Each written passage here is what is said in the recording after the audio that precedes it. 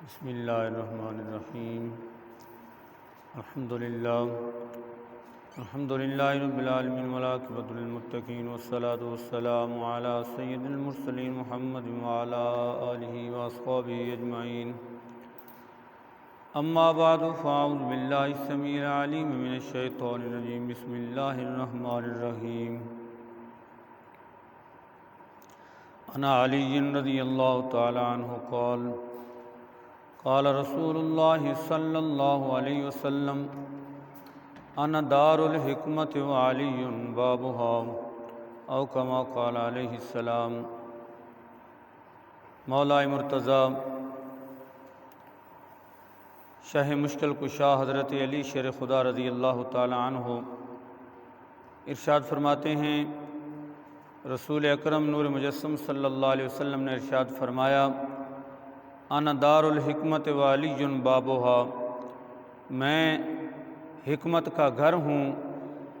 اور علی اس دار حکمت کا دروازہ ہیں۔ اور دوسری روایت میں حضرت عبداللہ ابن عباس رضی اللہ تعالیٰ عنہ سے روایت ہے کہ نبی کریم علیہ الصلاۃ والتسلیم نے ارشاد فرمایا، انا مدینۃ العلم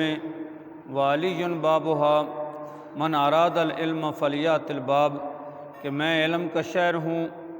اور علی اس شہر علم کا دروازہ ہیں، جو بندہ علم حاصل کرنا چاہتا ہے وہ علی کے دروازے پر چلا جائے۔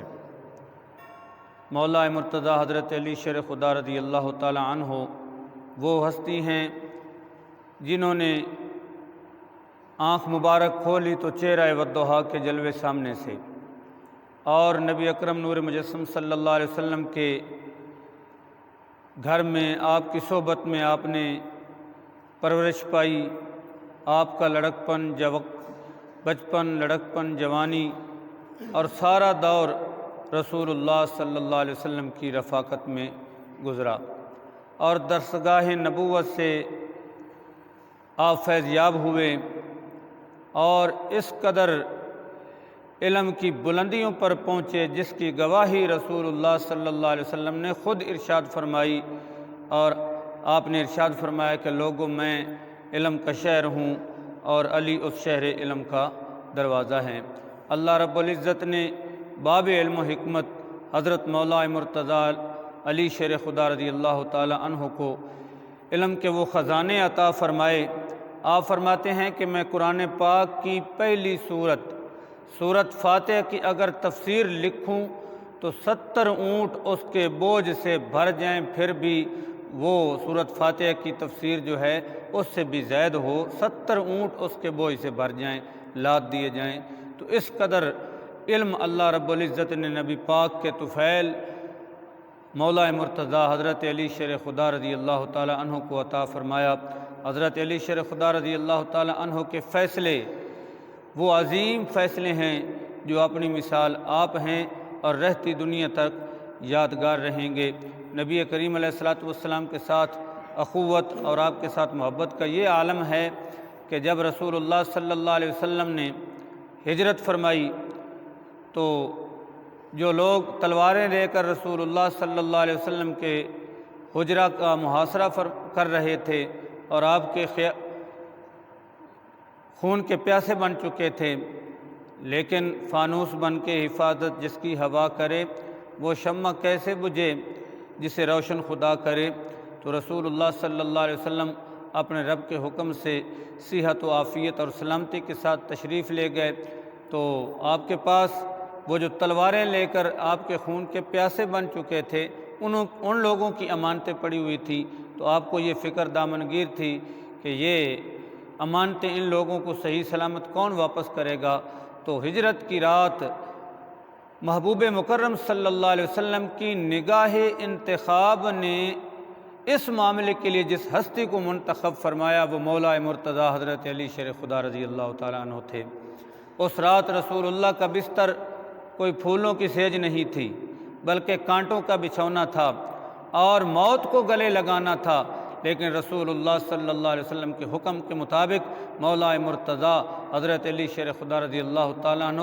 بستر رسول پر تشریف فرما ہوئے۔ صبح جب طلوع ہوئی تو آپ نے رسول اللہ صلی اللہ علیہ وسلم کے حکم کے مطابق جن جن لوگوں کی امانتیں رسول اللہ صلی اللہ علیہ وسلم کے پاس تھیں آپ واپس کر کے ان کو واپس صحیح سلامت پہنچا کے پھر آپ نے ہجرت فرمائی۔ تو آپ بعد میں ہجرت کر کے مدینہ منورہ تشریف لے گئے۔ نبی اکرم نور مجسم صلی اللہ علیہ وسلم نے مدینہ کی دھرتی پر پہنچ کر سب سے پہلے جو آپ نے معاملہ سر انجام دیا تھا وہ عقد مواخات تھا، یعنی ایک مہاجر اور ایک انصاری کو ملا کر رسول اللہ صلی اللہ علیہ وسلم نے بھائی بھائی بنا دیا۔ یہ وطن چھوڑ کر، برادریاں چھوڑ کر، اپنے گھر بار چھوڑ کر رسول اللہ صلی اللہ علیہ وسلم کی رفاقت میں مکہ چھوڑ کر مدینہ منورہ پہنچے تو بے سر و سامان تھے، تو انصار نے یادگار ان کا استقبال کیا اور ان کی معاونت فرمائی۔ تو رسول اللہ صلی اللہ علیہ وسلم نے ایک انصاری کو لیا اور ادھر سے ایک مہاجر کو لے کر ان کے درمیان بھائی چارگی قائم فرمائی، اخوت قائم فرمائی اور بھائی بھائی قرار دیا۔ جب مولا مرتضیٰ حضرت علی شیر خدا رضی اللہ تعالیٰ عنہ